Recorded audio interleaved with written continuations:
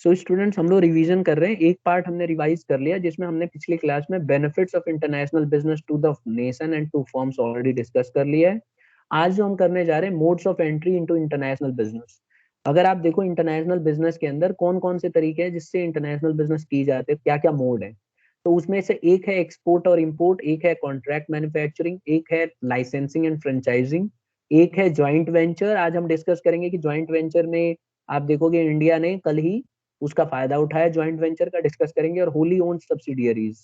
तो सबसे पहले बात करते हैं हम लोग पहले mode of trans international business की, जो कि है एक्सपोर्ट एंड इंपोर्ट। आप देखो नाम से ही क्लियर हो जाता है, इंपोर्ट जब हम अपने देश में कोई सामान लाते हैं, और एक्सपोर्ट का मतलब होता है जब हम अपने देश से दूसरे देश में सामान भेजते हैं।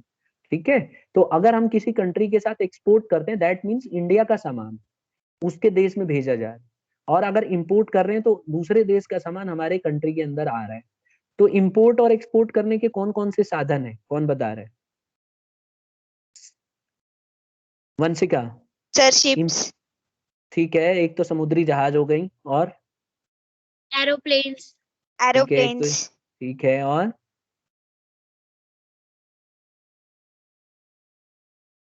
और भी कोई साधन है? Sir railways. रेलवेज इंडिया में तो नहीं है, एटलीस्ट यूरोपियन कंट्री में है। यूरोपियन कंट्री में आपस में एक दूसरे देश में चली जाती हैं ट्रेन, और इंडिया में भी जाती है, पाकिस्तान के लिए बनाई थी। ठीक है, अभी तो बंद है, लेकिन आप देखोगे पाकिस्तान में जाती है ट्रेन यहाँ इंडिया से, तो उसके थ्रू हम लोग सामान भी भेज सकते हैं। ठीक है, लेकिन दूसरे देशों में है फैसिलिटी है। ठीक है, यूरोपियन कंट्रीज आपस में ट्रेडिंग करती है। और एक और भूल रहे हो आप, जल्दी से बताओ, देखना चाहता हूँ कौन बताए। एक और मोड भी रोडवेज। तो है, रोडवेज। यस, अभी क्या हुआ हाल में ही, हाल फिलहाल का ही न्यूज है, अगर आप देखो अफगानिस्तान को, मैंने बताया भी था आपको उस दिन कि गेहूं वहां पे भुखमरी आई हुई है, लोग मर रहे हैं, तो इंडिया ने गेहूं कई हजारों टन गेहूं यहाँ से भिजवाया। तो पहले तो पाकिस्तान से बोला कि हम आपको इस रूट से भेज देंगे, लेकिन पाकिस्तान ने ड्रामा करना शुरू कर दिया, उसने बोला हम अपने ट्रक से भेजेंगे, आप लोग हमें हमारे देश में लाओ। तो इंडिया को भरोसा नहीं था उनपे, और वो अपना लोगो लगा के ले जाते अपने कंट्री। फायदा क्या है? और फिर इंडिया ने, लोगों तो छोड़ो, इंडिया ने ये भी बोला ना कि मेन तो ये लोग फ्रॉड करेंगे, बेईमानी कर देंगे, वहां ले जाके आधा गेहूं अपना घटिया क्वालिटी का गेहूं भिजवा देंगे, नाम हमारा खराब हो। तो इंडिया ने बोला नहीं, ऐसे हम कोई ऐसे नहीं करेंगे, हम किसी और रूट से भेजेंगे। तो फिर इंडिया ने ईरान वाले रूट से भेजा। ठीक है, तो अब अभी क्या हुआ, अब बेसिकली एक तो ट्रक का भी इस्तेमाल हो सकता है, जहाज का भी इस्तेमाल किया था इंडिया ने, अगर आपको याद हो लेटेस्ट न्यूज, कि इंडिया को बहुत सारे मेडिसिन भेजने थे अफगानिस्तान में कोरोना के भी, तो उसने वैक्सीन भेजा, तो उसको हमने जहाज के थ्रू भेजा। ठीक है, जहाज, जो यात्री वाली जहाज होती है ना, उसी का इस्तेमाल कर दिया इंडिया वालों ने, समझदार तो है ही, तो इन्होंने ऐसे भेज दिया। तो ये एक्सपोर्ट इंपोर्ट में इस तरह से होता है, हम किसी भी मोड का यूज कर सकते हैं। और सबसे सस्ता मोड कौन सा है? Waterways. Waterways. Waterways, very good, क्योंकि ये पानी पे चलती है, और इसमें ज्यादा, बस इसमें दिक्कत क्या है कि it takes lot of time, बहुत समय लेता है। ठीक है, तो ज्यादा समय लेने के लिए के वजह से, अगर आप देखो, मैं इंटरनेशनल मैप एक बार दिखाता हूँ आपको,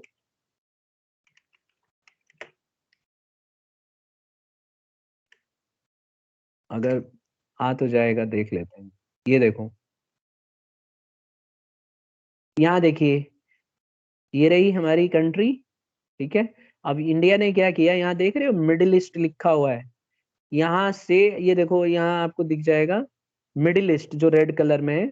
तो ये बगल से जो पतला सा रास्ता है ना, इसी के रास्ते चाबहार पोर्ट है यहाँ पे। यहाँ पे मैं दिखाऊंगा आपको, यहाँ पे चाबहार पोर्ट, ये देख रहे हो लेफ्ट साइड में देखो, यहाँ पे अंदर अंदर गए, यहाँ से सीधा यहाँ भेज दिया अफगानिस्तान।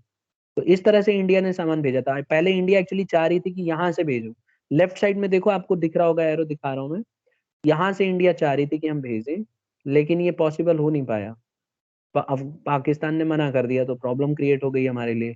तो आप देखेंगे इस तरह से हम लोग, देखो इतना सारा वर्ल्ड में आप देख सकते हो, ये जितना भी दिख रहा है आपको ब्लू में, ये सब वाटरवेज के थ्रू हम लोग भेज सकते हैं। तो ऐसे ट्रांजैक्शन करती है इंडिया।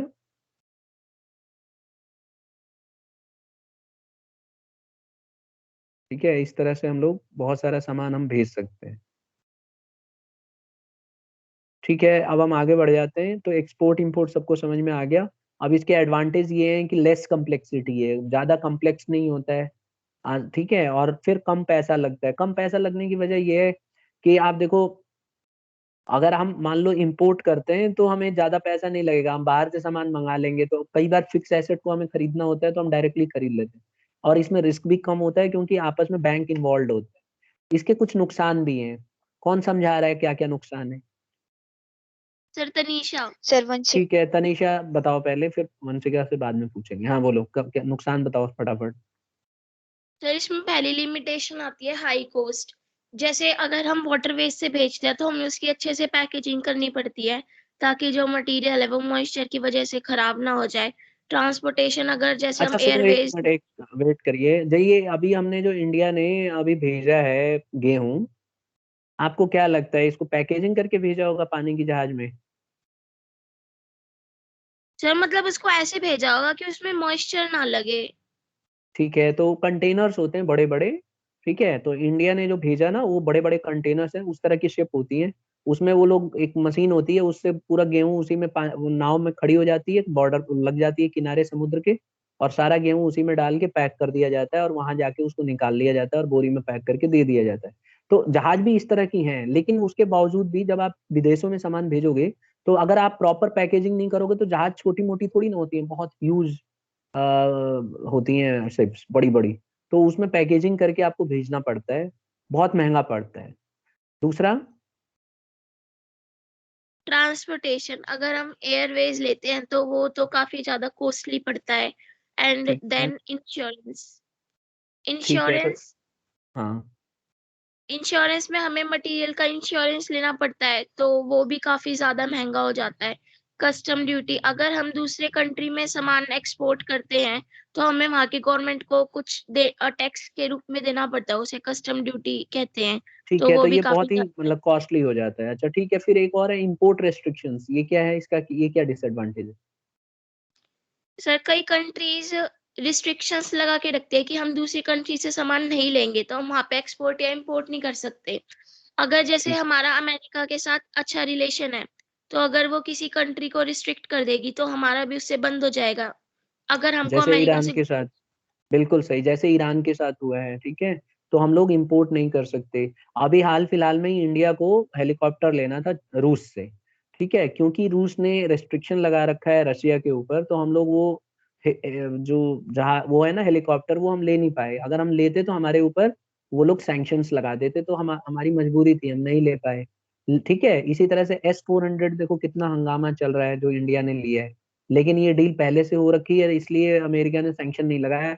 अभी उम्मीद कर रही थी इंडिया की अब तक सैंक्शन लगा देगी, लेकिन अभी तक तो नहीं लगाया है। तो कई बार क्या होता है, सैंक्शंस की वजह से रेस्ट्रिक्शंस आ जाती हैं, हमें 10 बार सोचना पड़ता है कि इस देश के साथ हम इंपोर्ट करें कि नहीं करें। और एक और पॉइंट है, less direct contact with the foreign market.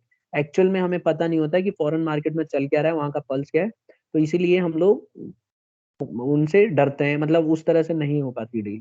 अब दूसरा मोड है कॉन्ट्रैक्ट मैन्युफैक्चरिंग। देखो यहाँ पे हमने पढ़ा था ना कि पहला था एक्सपोर्ट एंड इंपोर्ट, दूसरा आता है students contract manufacturing. Contract manufacturing क्या है? कॉन्ट्रैक्ट मैन्युफैक्चरिंग एक ऐसा कॉन्ट्रैक्ट है, एक ऐसा एग्रीमेंट है जो एक मैन्युफैक्चरर फॉरेन कंट्री के साथ करता है, वहां के देश के साथ। इसमें क्या होता है कि आपको कॉन्ट्रैक्ट में बताना होता है कि हम इतना सामान आपसे लेंगे, इतना ऐसा क्वालिटी होनी चाहिए, इस तरह के स्पेसिफिकेशंस होनी चाहिए, और सब कुछ डिटेल में बता के, और हम उसको बोलते हैं कि आप मैन्युफैक्चर करके हमारे लिए प्रोवाइड करा के दीजिए। तो आप देखोगे वो कंट्री ऐसे बना के फिर देती है। जैसे अभी एग्जांपल में मैं अगर कल का न्यूज दूं, तो कल का आपने न्यूज देखा होगा, ब्रह्मोस मिसाइल का कुछ आया था न्यूज में।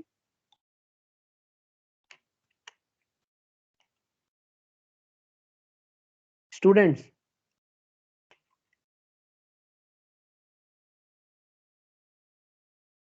बोलो।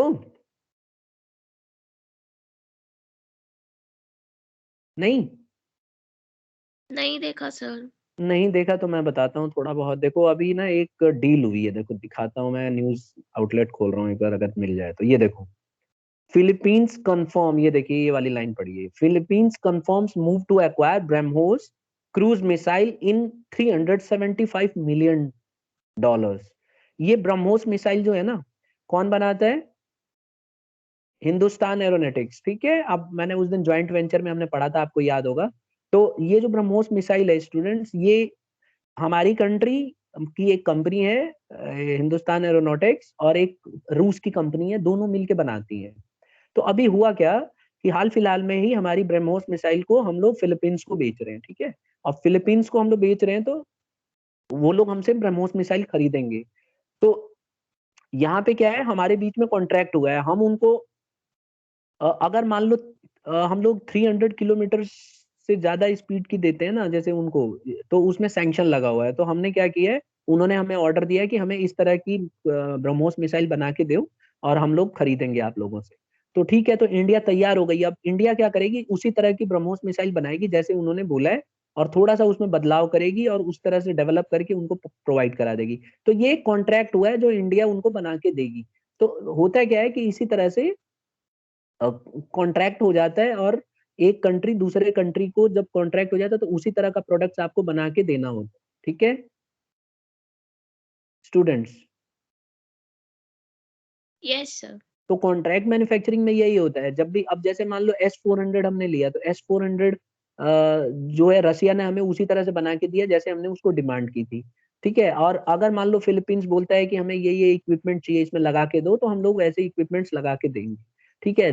तो ये एक डील होती है और हमें उसको फॉलो करना होता है। तो यही चीज इसमें होता है जो कॉन्ट्रैक्ट मैन्युफैक्चरिंग में पढ़ रहे हैं, कि दूसरी कंट्री हमसे डिमांड करती है कि ऐसे बना के दो, ऐसे बना के दो, हम उसके हिसाब से ही सामान को बनाने लग जाते हैं और बना के उसको प्रोवाइड कराते हैं। फिर इसमें देखो, कॉन्ट्रैक्ट मैन्युफैक्चरिंग में तीन तरह की कॉन्ट्रैक्ट मैन्युफैक्चरिंग होती है।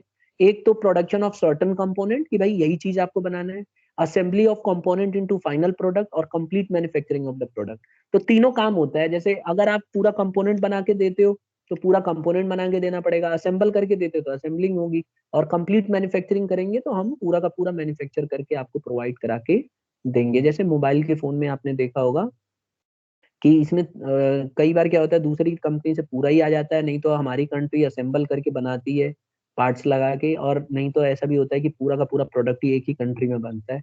तो ये हमारी कॉन्ट्रैक्ट मैन्युफैक्चरिंग है। इसके कुछ एडवांटेजेस हैं, कौन बताएगा? वंशिका बता रही हो एडवांटेज कॉन्ट्रैक्ट मैन्युफैक्चरिंग के?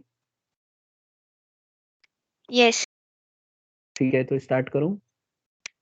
सर, इसमें फर्स्ट एडवांटेज है कि जो गुड्स होते हैं वो हम लार्ज स्केल पे प्रोड्यूस कर सकते हैं लेस इन्वेस्टमेंट के, क्योंकि लेस हाँ इन्वेस्टमेंट से ही, क्योंकि अगर हम दोनों एक जैसे हमने कॉन्ट्रैक्ट मैन्युफैक्चरिंग कर रखा है, तो कुछ सामान वो दूसरी कंपनी ला के देगी और कुछ हम लगाएंगे, और लेस इन्वेस्टमेंट रिस्क। इसमें ज़्यादा इन्वेस्टमेंट रिस्क भी नहीं होता।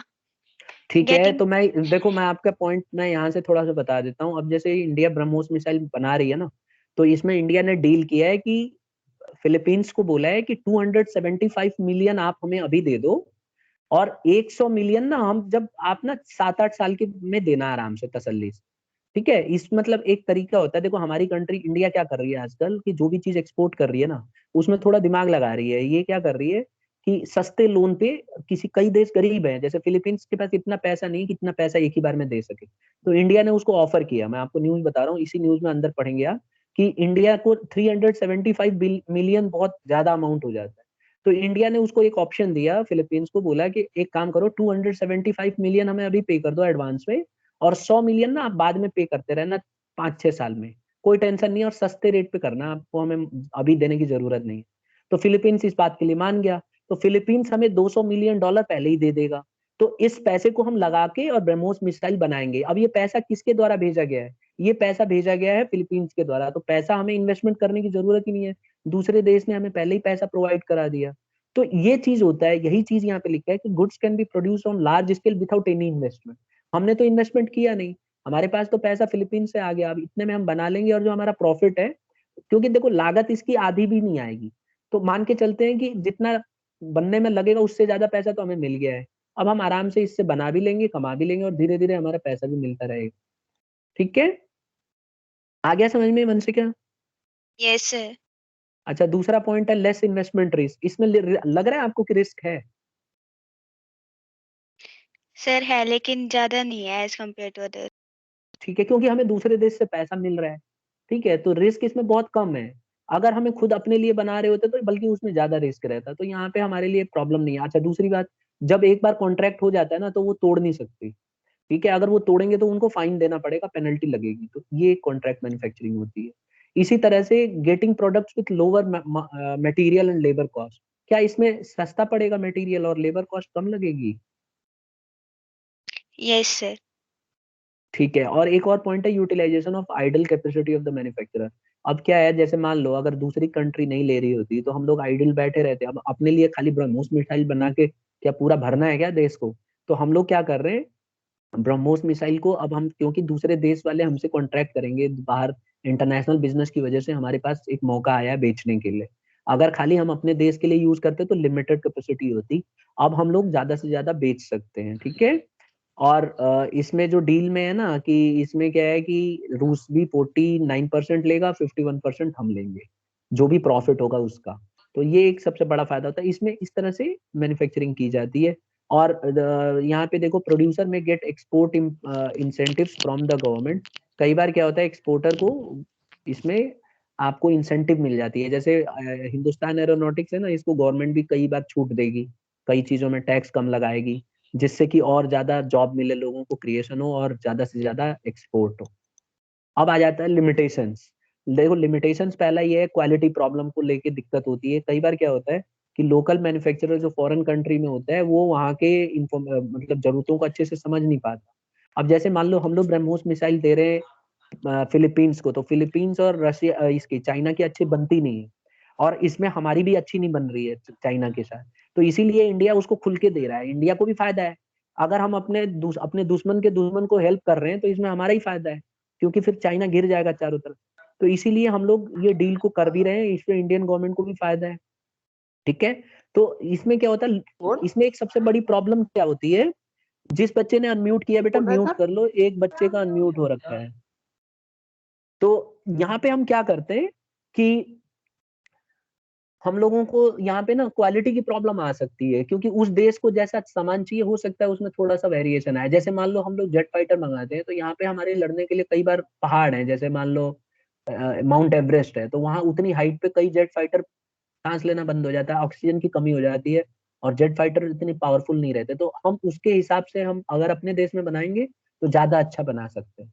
तो ये एक प्रॉब्लम देखने में आती है, जैसे आप दूसरे देश से कोई सामान मंगाओगे ऑर्डर देके, तो हो सकता है कि वो हमारे यहाँ का जो फिजिकल कंडीशन है वो उतना अच्छे से ना समझ पाए।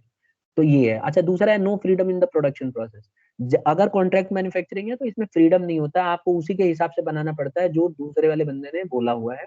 और यहाँ पे फ्रीडम टू सेल भी नहीं होता, ऐसा नहीं है कि फिलीपींस ने हमको बोल दिया कि ये ब्रह्मोस मिसाइल बना के दो, और जब ये ब्रह्मोस मिसाइल हम लोग बना लेंगे ना तो किसी और देश को नहीं दे सकते, हमें देना पड़ेगा, किसको?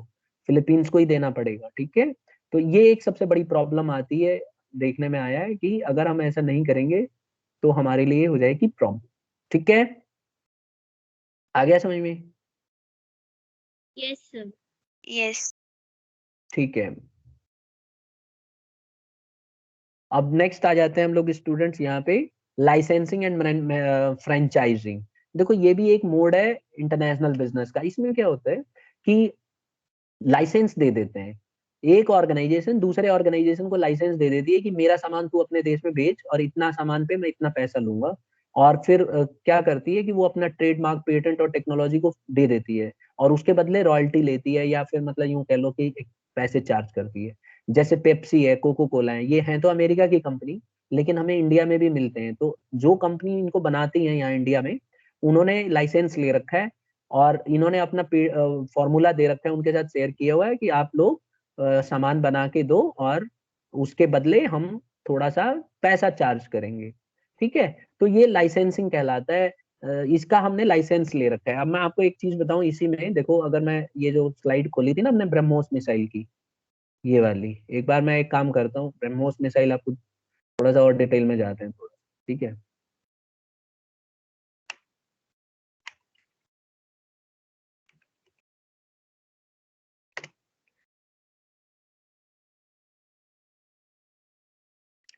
ये देखिए, आपने देखा होगा,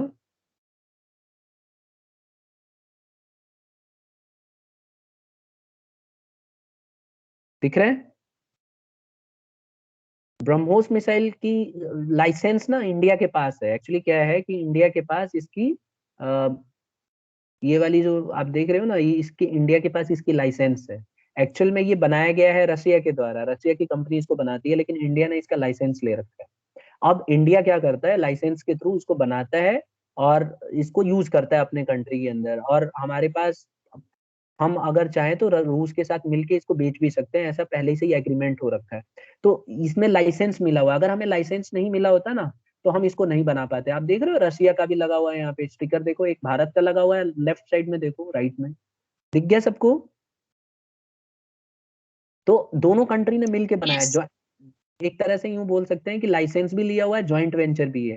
ठीक है, दोनों मिलके इसको बनाते हैं। तो यहाँ पे यही है स्टूडेंट कि आप अगर देखेंगे ना यहाँ पे, तो होता क्या है कि हम लोग लाइसेंस ले लेते हैं तो हम उस प्रोडक्ट को बना सकते हैं और दूसरी कंपनी अलाउ करती है हमें। ठीक है।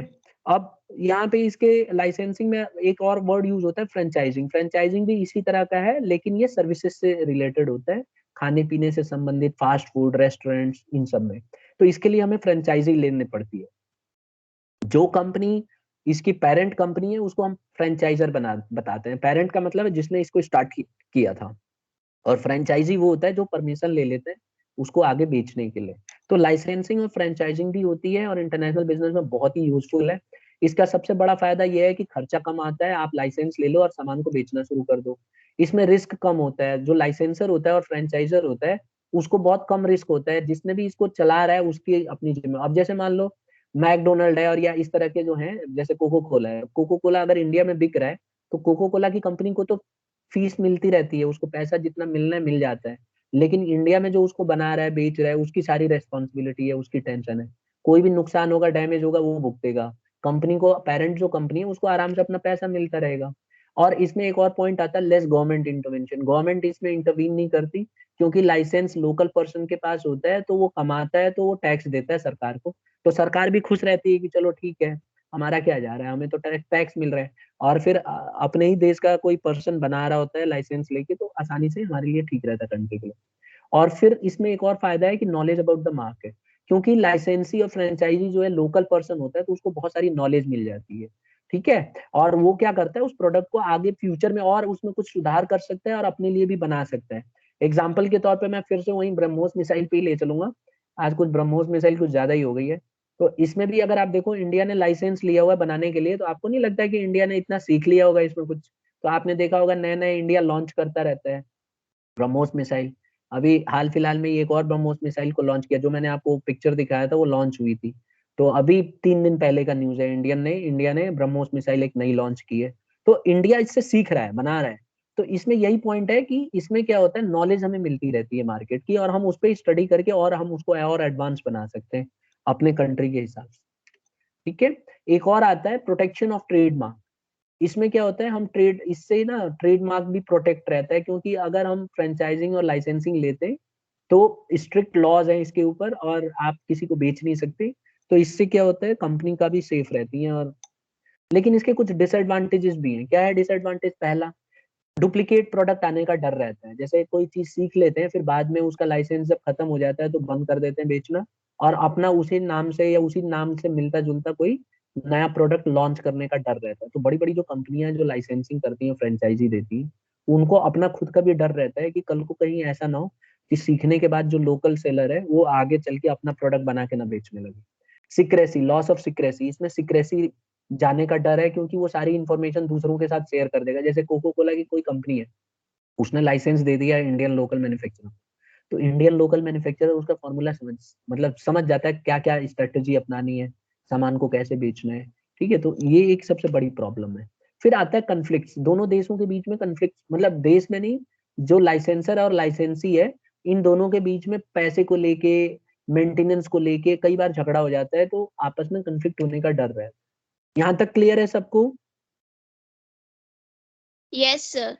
एक और था मोड, ज्वाइंट वेंचर। मैंने आपको बताया था ज्वाइंट वेंचर एक ऐसा तरीका है जिसमें दो कंपनियां आपस में हाथ मिला लेती हैं और दोनों एक दूसरे की मदद करती हैं। और इसमें हमने पढ़ा भी था पिछली क्लास में कि बहुत सारी कंपनियां जो ज्वाइंट वेंचर है बड़ी बड़ी, जिसमें एक हिंदुस्तान एरोनॉटिक्स और एक रूस की कंपनी का हमने बात किया था, जिसका आज हम डिस्कशन कर रहे थे। कि ये दोनों आपस में मिलके बेचती हैं। अगर मान लो रूस की कंपनी नहीं होती इंडिया में, मिली नहीं होती, और इन दोनों का वेंचर नहीं होता, एक साथ मिलके काम नहीं करती, तो इंडिया कभी भी ब्रह्मोस मिसाइल को नहीं बना पाता। तो ज्वाइंट वेंचर होने से बहुत फायदा होता है।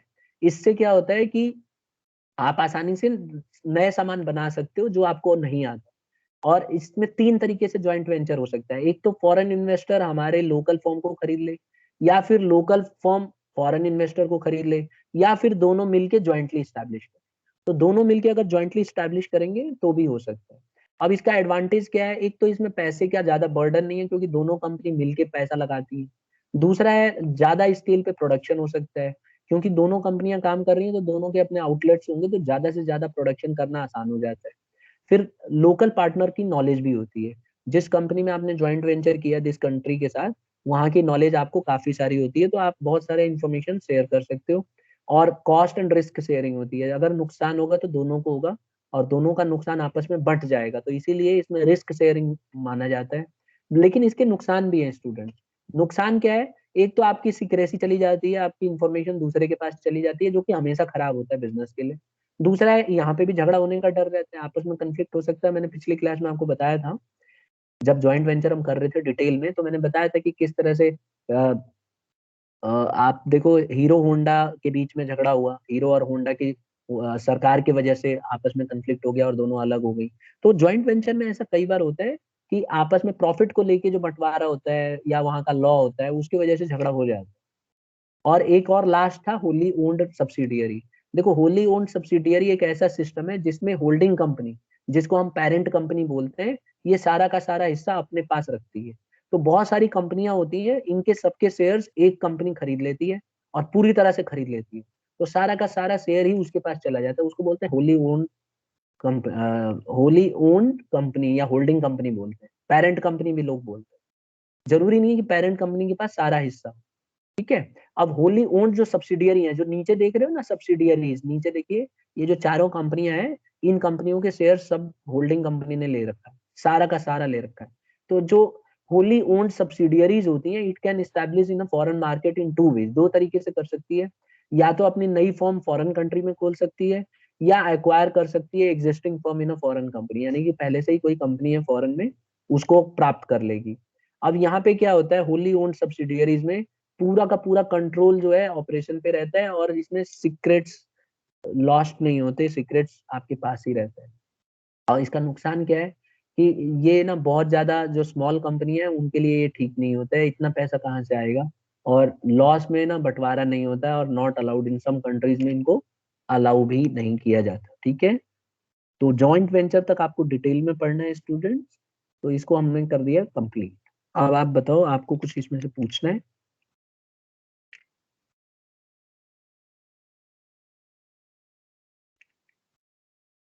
किसी भी बच्चे को? आज हमने जो पढ़ा इसमें से modes of entry into international business.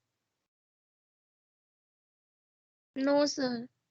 ठीक है, तो इसी नोट पे हम बंद कर सकते हैं, आज ही हमारा टॉपिक ओवर हो चुका है। ठीक है।